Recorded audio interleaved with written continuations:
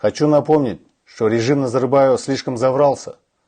Если утром 5 января 2022 года Токаев, чтобы увести гнев народа от семьи Назарбаева, назвал виновными в протестах правительства, Министерство экономики и подконтрольное Тимуру Кулебаеву предприятия, а вечером уже это протесты стали организованы неизвестными террористами. Терроризм был организован самим Назарбаевским и Токаевским режимом. Сегодня Назарбаев спрятался за Токаевым в надежде избежать персональной ответственности за свои преступные приказы.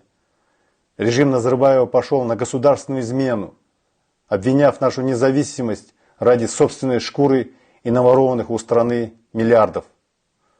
Каждый исполнитель преступных приказов Назарбаева навсегда останется в истории как национальный предатель, который пошел против волеизъявления казахстанского народа. Назарбаев через мебель Токаева призвал иностранных солдат диктаторских режимов оккупировать нашу землю и убивать наших мирных граждан. Этот беспредел важно остановить. Несмотря на провокации режима Назарбаева, преступные приказы, применяемые силы против мирных граждан, казахстанцы смогли объединиться в разных городах с полицией без кровопролития. Режим испугался объединения народа, поэтому позвал российских оккупантов в Казахстан.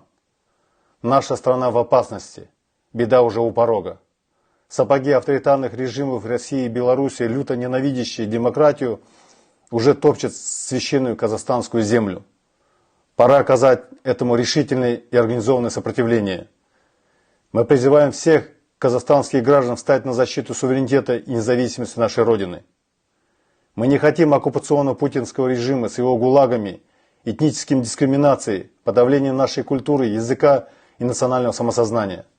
Мы призываем всех граждан Казахстана жестко противостоять оккупантам режима Назарбаева, их провокаторам и мародерам.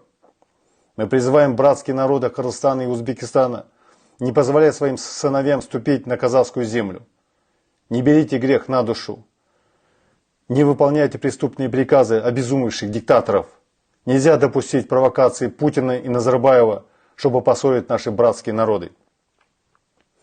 Мы призываем также братский народ Белоруссии не позволять диктатору Лукашенко использовать белорусского солдата как пушечное мясо для подавления мирных граждан Казахстана.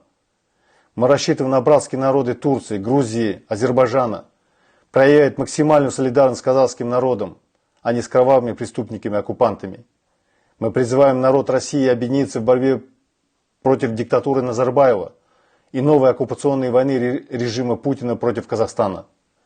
Наши отцы и деды воевали вместе, отдавали свои жизни в годы Второй мировой войны, не для того, чтобы два кровожадных старых диктатора утешали сегодня свою похоть и ушли от ответственности за преступления против человечества.